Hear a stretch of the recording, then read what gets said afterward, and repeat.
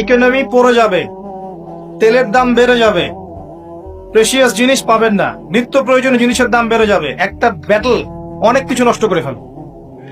একটা যুদ্ধ বিশ্বের প্ল্যাটফর্ম চেঞ্জ করে ফেলতে পারে। সামনে একটা বড় ফাসাদ অপেক্ষা করছে, আল্লাহ ভালো জানেন।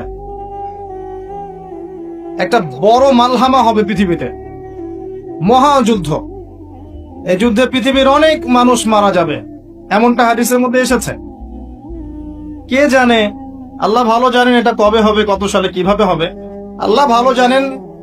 এমন হতেও পারে এটাই সেই পারমাণবিক যুদ্ধের সূচনা, আল্লাহু আ'লাম। কারণ তারা শুরু করেছিল প্যালেস্টাইনকে কেন্দ্র করে, সেখানে পারে নাই। সিরিয়াকে কেন্দ্র করে চেষ্টা করেছে একটা মহাযুদ্ধ লাগানোর, পারে নাই। সিরিয়াকে কেন্দ্র করে প্রায় হয়েই গিয়েছিল, এখানে অনেকগুলো দেশ ইনভলভ হয়ে গিয়েছিল, কিন্তু নিউক্লিয়ার যুদ্ধ পর্যন্ত যায়নি।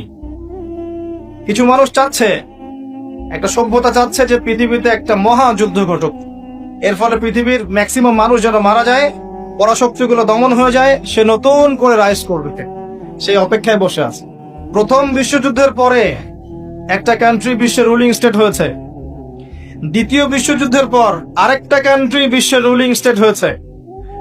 এখন অন্য কোন রাষ্ট্রকে যদি পৃথিবীর শাসন রাষ্ট্র হিসেবে আত্মপ্রকাশ করতে হয়, তাহলে বিশ্বে আরেকটা বড় যুদ্ধের দরকার আছে। জ্ঞানী মানুষ ইশারা বুঝবেন, তারা এই চেষ্টাই করছে। এভাবে বিশ্বের পরাশক্তিগুলোকে তারা লড়িয়ে দেওয়ার চেষ্টা করছে, এবং পিছন থেকে তারা দাবার গুটি চালছে, তারা সামনে আসবে না। এগুলো তারা বুঝবে যাদের দু চোখ আছে, খিদর আলাইহিস সালামের মতো। তারা বুঝবে না, লাহুম কুলুবুন লা ইয়াফকাহুনা বিহা ওয়া লাহুম আযানুন লা ইয়াসমাউনা বিহা ওয়া লাহুম আ'য়ুনুন লা ইউবসিরুনা বিহা উলাইকা কাল আনআম বাল হুম আদাল। এই শ্রেণীর মানুষ এগুলো বুঝবে না। তো পৃথিবীর প্রতিটা ক্ষেত্রে ফাসাদ মানুষ সৃষ্টি করেছে, আর মানুষের জন্য এই পৃথিবীর ক্ষতি অপেক্ষা করছে, পরকালীন ক্ষতি অপেক্ষা করছে। মানুষ বুঝতে পারছে না যে এর ফলে কি হতে পারে। মেডিসিন বন্ধ হয়ে যেতে পারে, পরিবেশের মধ্যে অক্সিজেনের লেভেল কমে যাবে, ফ্রেশ বাতাস পাবে না মানুষ, ফ্রেশ খাবার পাবে না, ইকোনমি পড়ে যাবে, তেলের দাম বেড়ে যাবে, প্রেশিয়াস জিনিস পাবেন না, নিত্য প্রয়োজনীয় জিনিসের দাম বেড়ে যাবে। একটা ব্যাটল অনেক কিছু নষ্ট করে ফেলে। একটা যুদ্ধ বিশ্বের প্ল্যাটফর্ম চেঞ্জ করে ফেলতে পারে। আর যদি সেটা কোনো নিউক্লিয়ার যুদ্ধ হয়, তাহলে তো কথাই নাই, যেখানে বোম একটা পড়বে, শেষ, ম্যাসাকার।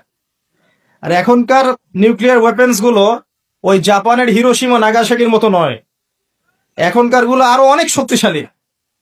একটা বোমা একটা রাষ্ট্রকে উড়িয়ে দেওয়ার জন্য যথেষ্ট। মানুষ কঙ্কাল ছাই হয়ে যাবে, কিচ্ছু করতে পারবে না। আর যেসব রাষ্ট্রের